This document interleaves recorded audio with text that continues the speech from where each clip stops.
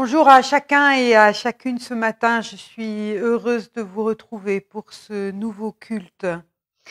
Nous aurons ce matin un parcours avec des textes liturgiques qui proviennent de voix très diverses. Et le premier de ces textes est un texte liturgique issu des églises indiennes du Canada. Vous êtes venus de loin. Vous avez attendu longtemps, vous êtes fatigués. Asseyons-nous côte à côte, partageons la même nourriture, puisez à la même source, pour apaiser la même faim qui nous rend faibles. Puis debout, côte à côte, partageons le même esprit, les mêmes pensées, qui nous rassemble à nouveau ce matin dans l'amitié, l'unité et la paix. Que cette paix soit sur chacun et chacune d'entre vous ce matin. Amen.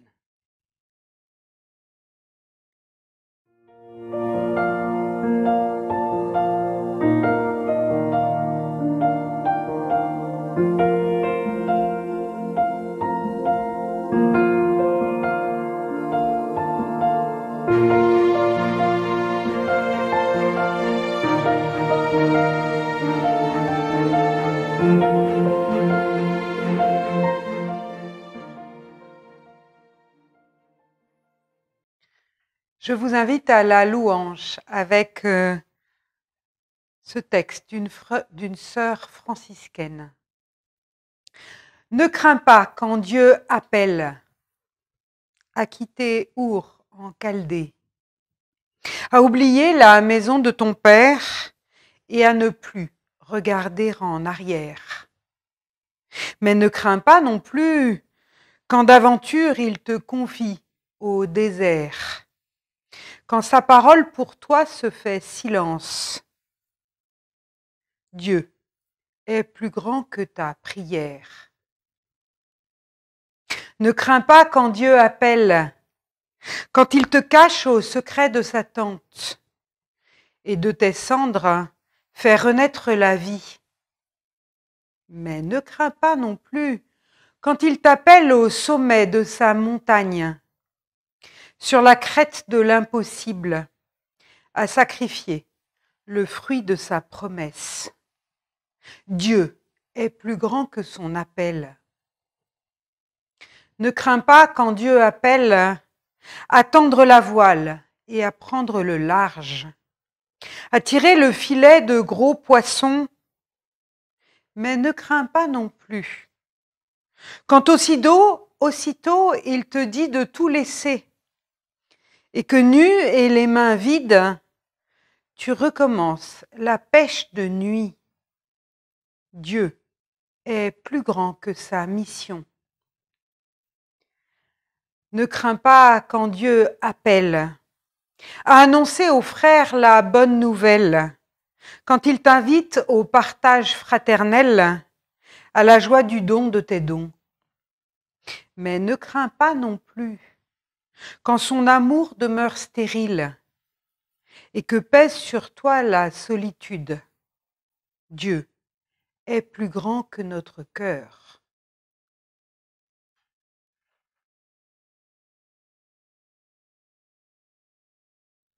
Ensemble nous pouvons chanter, ensemble nous pouvons prier, élever nos voix et adorer celui qui nous a réunis. Ensemble nous pouvons donner, ensemble nous pouvons porter nos fardeaux, nos joies et proclamer l'amour.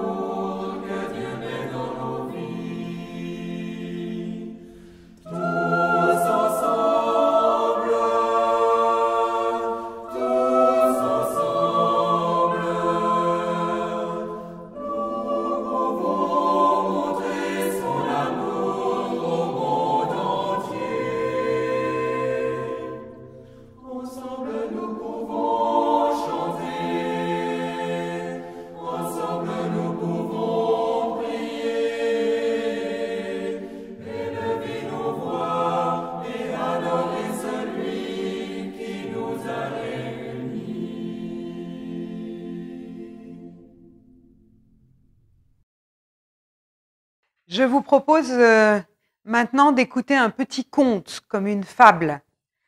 Elle s'appelle Jalousie et générosité. Un jour, jalousie et générosité marchaient ensemble. Elles virent une poule amaigrie qui était sur le point de mourir. Alors générosité décida de la prendre pour l'amener chez elle. Jalousie lui dit « Mais générosité, qu'est-ce que tu vas faire avec cette poule moribonde ? » « Je vais prendre soin d'elle. Tu ne vois pas qu'elle est fatiguée ?» lui répondit générosité.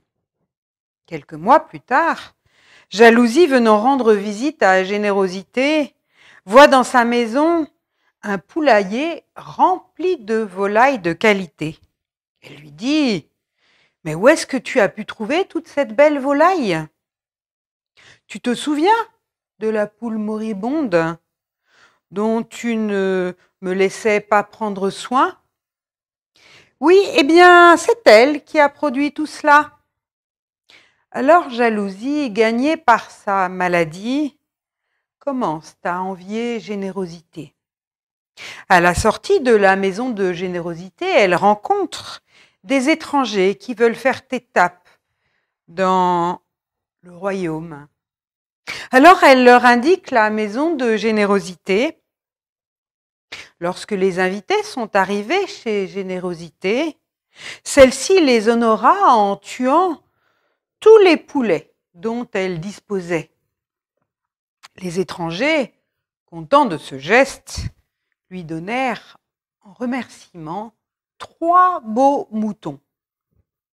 Le lendemain, Jalousie revint chez Générosité, toute contente de ne plus voir les poulets. Mais dès qu'elle franchit le portail, elle entendit le bêlement des moutons. Elle alla dans l'arrière-cour et vit les 3 beaux moutons attachés. Elle demande alors à Générosité quand est-ce qu'elle les a achetés.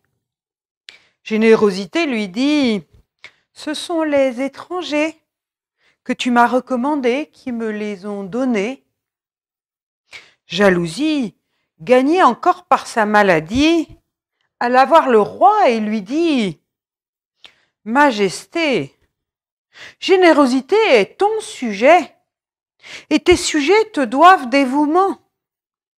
Elle cache chez elle 3 beaux moutons. Il faut les réclamer pour honorer tes invités. » Le roi ordonna que l'on parte chez Générosité pour prendre les moutons. Alors Générosité, dans sa bonté, les céda sans protester. En guise de récompense, le roi, surpris par ce geste, lui donna un beau cheval blanc. Générosité, très contente du cadeau que lui avait fait le roi, commença à monter à cheval chaque soir pour faire le tour du royaume et montrer sa gratitude au roi. Alors Jalousie, jalouse de ses promenades de générosité, partit voir le roi pour lui dire « Majesté, Générosité veut votre couronne. Chaque soir, elle monte à cheval avec des habits de roi pour faire le tour de la ville. Si vous ne reprenez pas le cheval, elle risque de vous destituer. » Le soir même, le roi envoie des émissaires chez Générosité pour reprendre le cheval. Mais en contrepartie, le roi lui donne une grande quantité de riz et de mil. Générosité, répondons bien à son nom, distribue toutes les céréales à la population. Peu de jours après, la trompe royale sonne pour annoncer que le roi vient de mourir.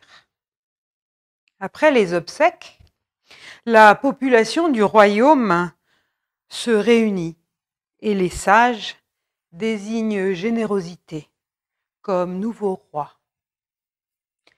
À la diffusion de cette nouvelle, Jalousie rendit l'âme sur le champ.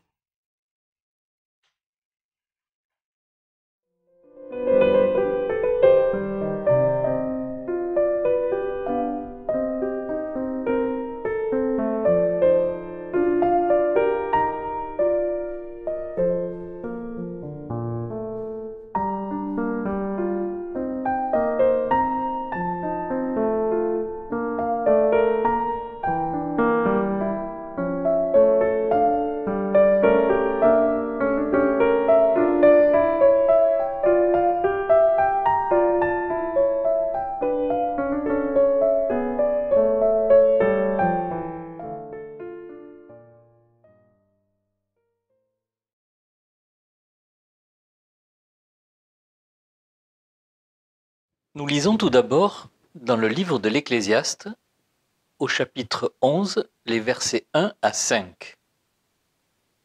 Jette ton pain à la surface des eaux, car avec le temps tu le retrouveras. Donne une part à 7 et même à 8, car tu ne sais pas quel malheur peut arriver sur la terre. Quand les nuages sont gonflés de pluie, ils la déversent sur la terre. Et si un arbre tombe vers le sud ou vers le nord, c'est à la place où l'arbre tombera qu'il restera. Qui observe le vent ne sèmera point, qui fixe les regards sur les nuages ne moissonnera pas. Comme tu ne connais point le mouvement du vent, ni de l'embryon dans le ventre de la femme enceinte, tu ne connais pas non plus l'œuvre de Dieu qui fait tout. Et nous lisons ensuite dans l'évangile de Marc, au chapitre 12, les versets 41 à 44. Assis en face du tronc, Jésus regardait comment la foule mettait de l'argent dans le tronc. De nombreux riches mettaient beaucoup. Vint une veuve pauvre qui mit 2 petites pièces, quelques centimes. Appelant ses disciples, Jésus leur dit, « En vérité, je vous le déclare, cette veuve pauvre a mis plus que tous ceux qui mettent dans le tronc. Car tous ont mis en prenant sur leur superflu, mais elle a pris sur sa misère pour mettre tout ce qu'elle possédait, tout ce qu'elle avait pour vivre. »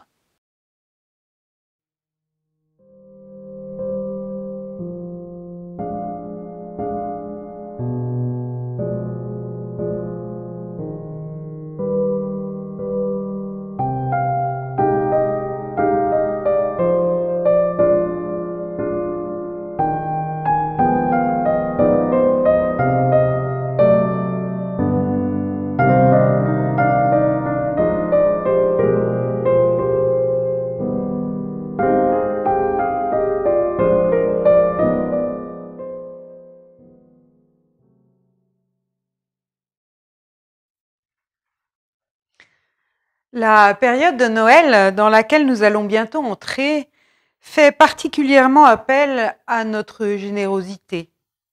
Les occasions de donner ne manquent pas, ni les grandes causes. Nous sommes sollicités de tous côtés et il n'y a rien là de très anormal. On pourrait dire ou entendre dire « il est du devoir du chrétien que de faire usage de ses biens pour soulager autant que se peut la misère du monde. » Ou tout simplement, dans un autre vocabulaire, donner un peu de ce que l'on a aux autres fait partie de ce que nous sommes appelés à faire. Dans l'évangile de Marc, nous est raconté le récit de Jésus qui, dans le temple, est littéralement impressionné par l'exemple d'une veuve qui, démunie de tout, donne malgré cela une offrande. Offrande qui, aux yeux de Jésus, surpasse en importance celle des riches qui ont donné un peu de leur superflu. Alors l'offrande pour les Juifs était riche de signification et on peut la résumer en 3 grandes tendances. Il y avait ce que l'on pourrait qualifier d'offrande pour soi, puis celle pour les autres, Et enfin, celle pour le temple et pour Dieu. Offrande de demande, offrande de service et offrande de glorification à Dieu.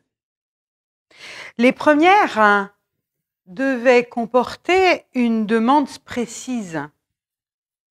À l'appui d'une prière, un sacrifice était exigé, un peu comme si l'on cherchait à se concilier les bonnes grâces de Dieu. Donner assurait une réponse à la prière. Non seulement je te demande, mais aussi je te donne. Nous avons là une sorte de contrat entre l'homme et Dieu sur le mode du donnant-donnant.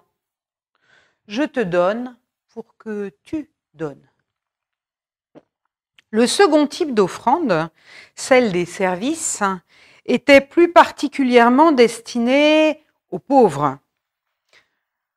Aujourd'hui, ça n'a pas beaucoup changé et dans beaucoup d'églises existent encore des troncs pour les nécessiteux et les laisser pour compte de la vie. Il s'agissait à ce moment-là de veiller à la cohésion du peuple et on ne pouvait admettre qu'il y ait une part du peuple élu qui soit réduite à la misère. Aujourd'hui, on continue les différentes collectes, souvent pour un peu plus loin que ceux de nos villes. Il y a eu des collectes pour les missions, il y a des collectes pour ceux qui vivent à l'autre bout du monde, mais aussi des collectes pour ceux qui ont faim ici, chez nous.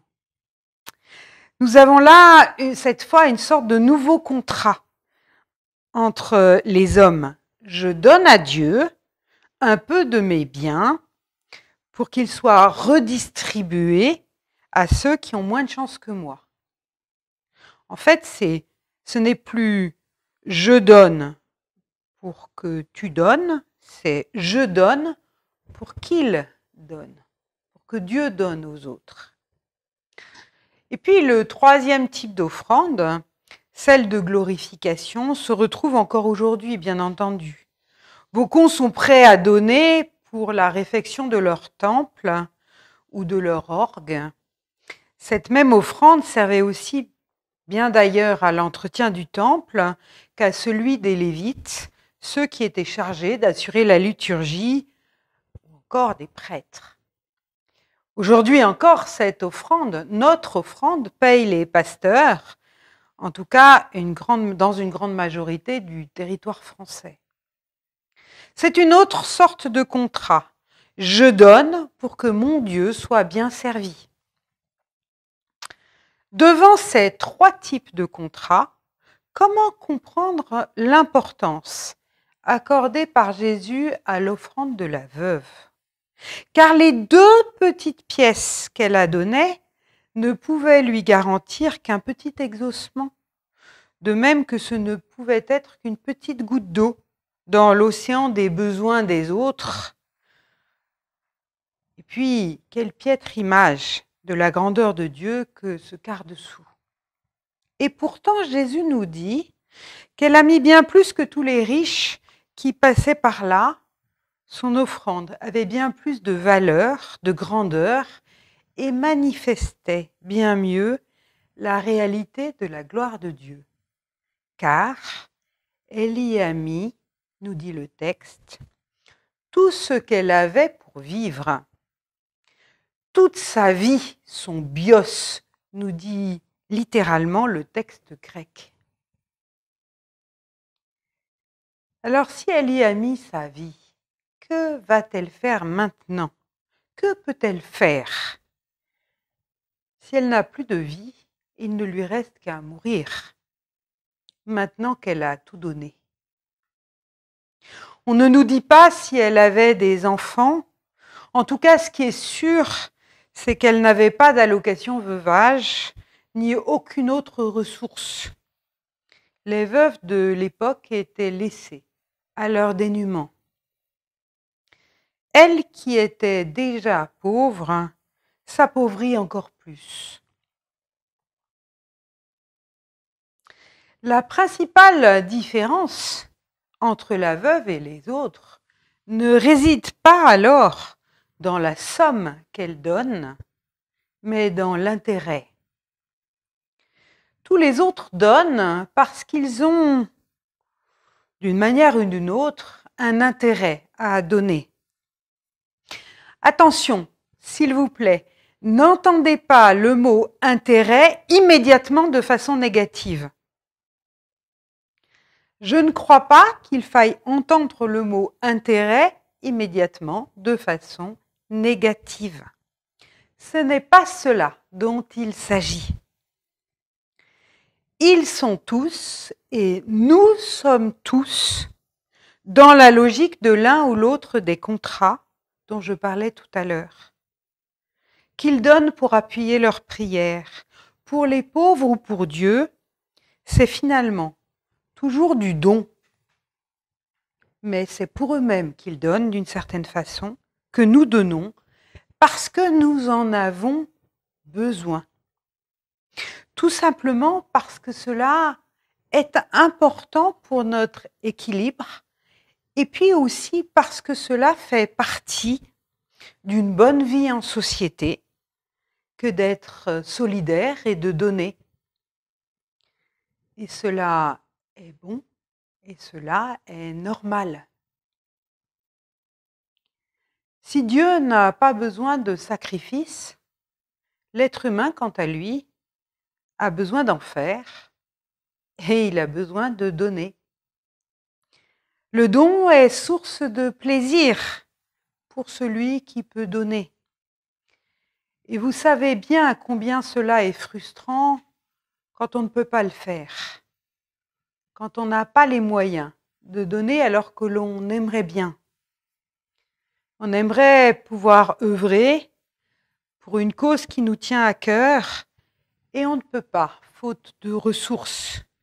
Alors on est pris dans une sorte d'impuissance. On voudrait donner plus et puis c'est impossible et aucun d'entre nous ne vit en dehors des contingences matérielles de tous les jours.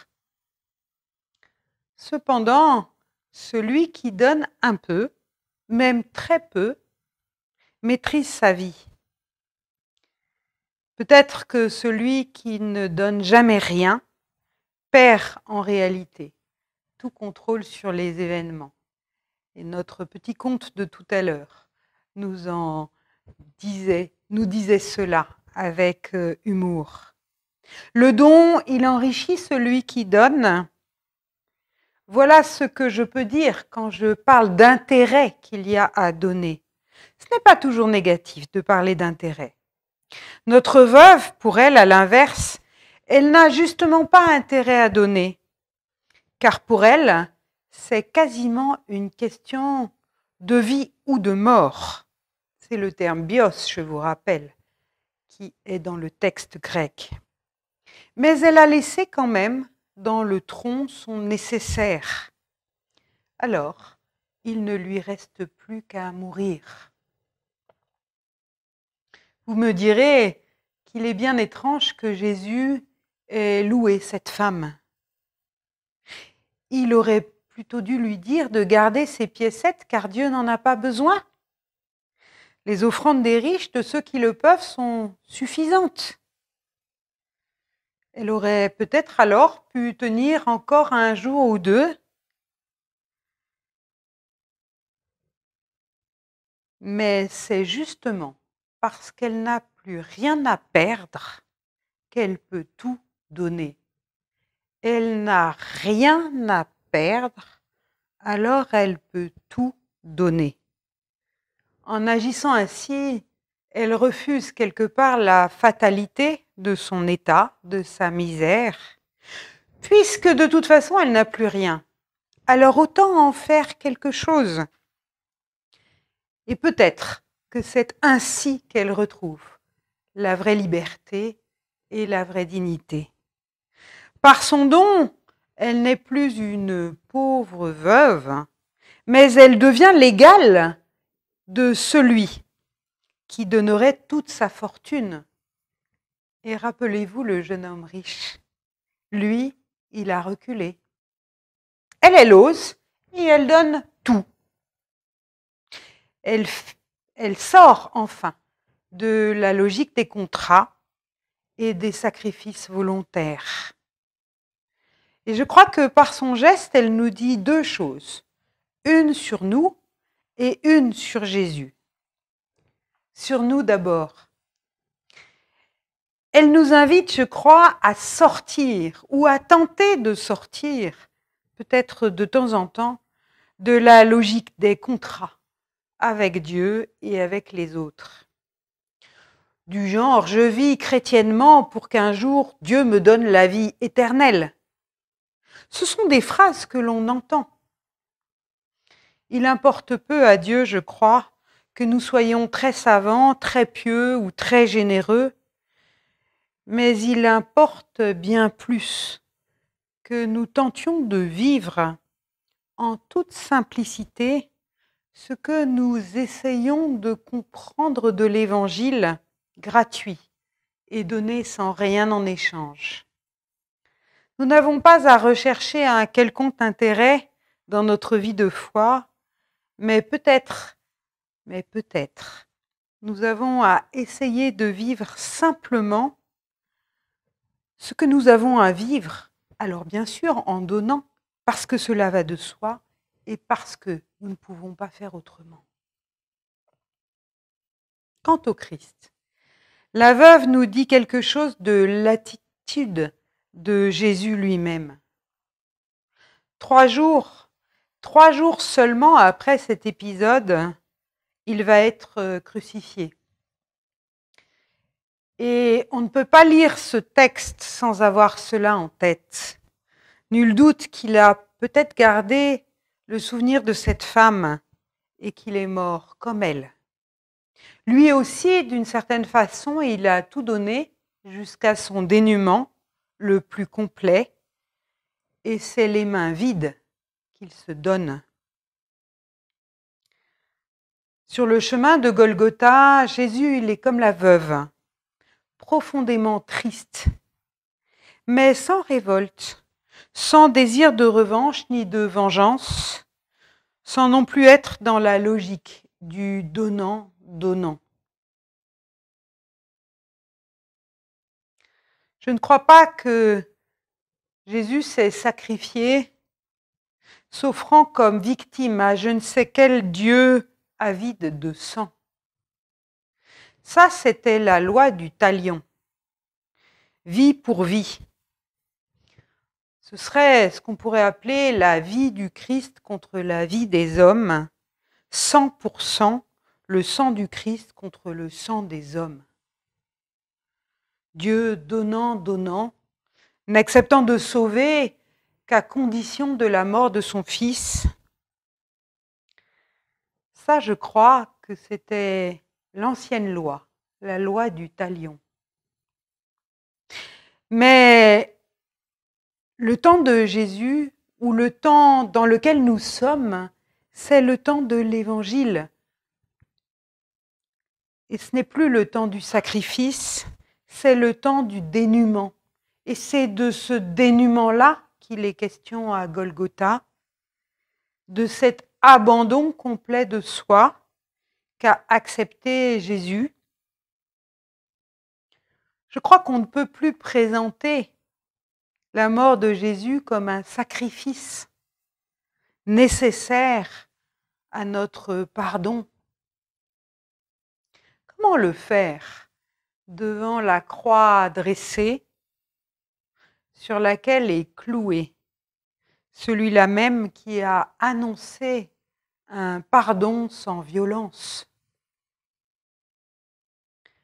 Peut-on faire comme s'il n'avait pas prêché le sermon sur la montagne?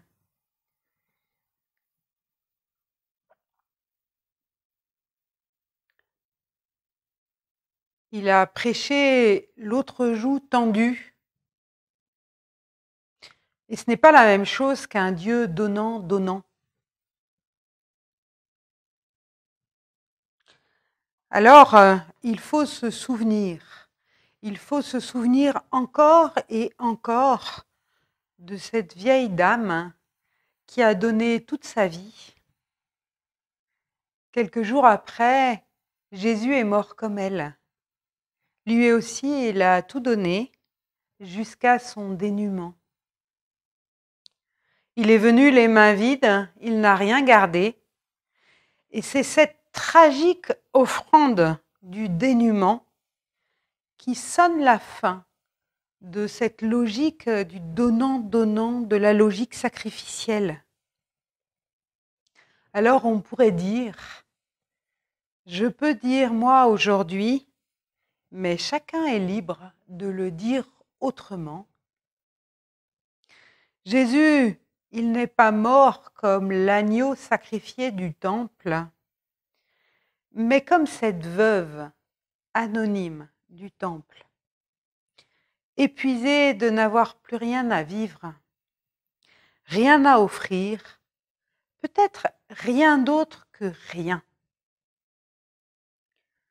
Dans la nudité non violente de l'amour, pour un pardon sans violence aucune. Amen.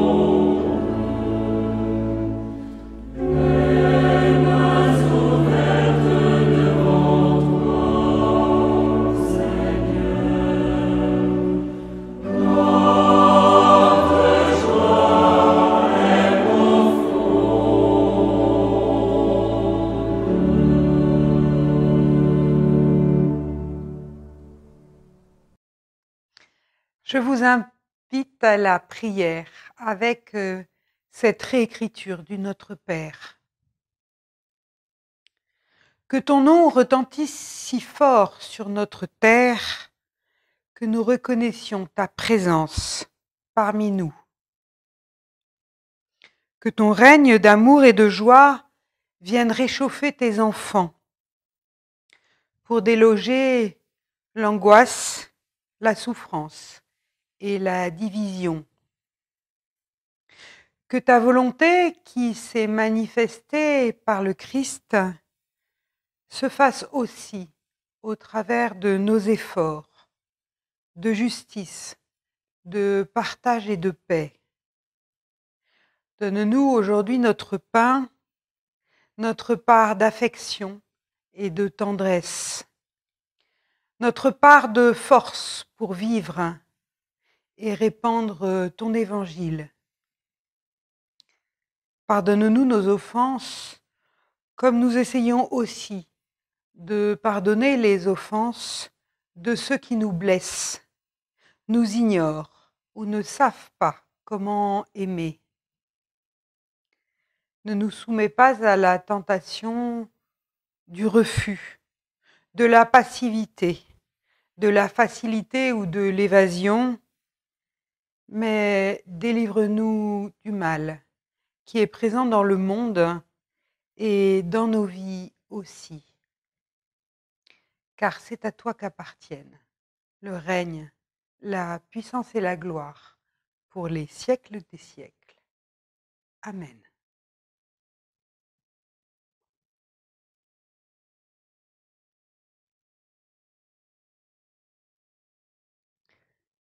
Et nous écoutons maintenant les paroles d'envoi et de bénédiction. Je vous propose ces paroles d'envoi écrites par le théologien Dietrich Bonhoeffer dans son ouvrage Résistance et soumission. Dieu nous fait savoir qu'il nous faut vivre en tant qu'hommes qui parviennent à vivre sans Dieu. Le Dieu qui est avec nous est celui qui nous abandonne. Le Dieu qui nous laisse vivre dans le monde sans l'hypothèse de travail-Dieu est celui devant qui nous nous tenons constamment. Devant Dieu et avec Dieu, nous vivons sans Dieu. Dieu se laisse déloger du monde et cloué sur la croix. Dieu est impuissant et faible dans le monde, et ainsi seulement, il est avec nous et nous aide.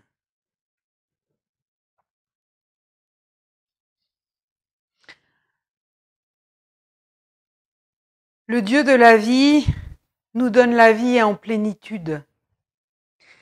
Le Dieu de la paix fait de nous des artisans de paix. Le Dieu de l'amour nous rend capables d'aimer. Le Dieu du don nous permet de donner sans compter.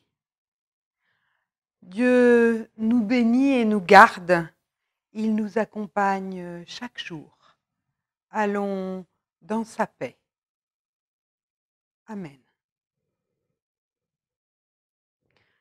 Ce temps de culte prend maintenant fin et nous nous retrouverons dans 15 jours. Alors d'ici là, bon mois de novembre à vous et à bientôt. Au revoir.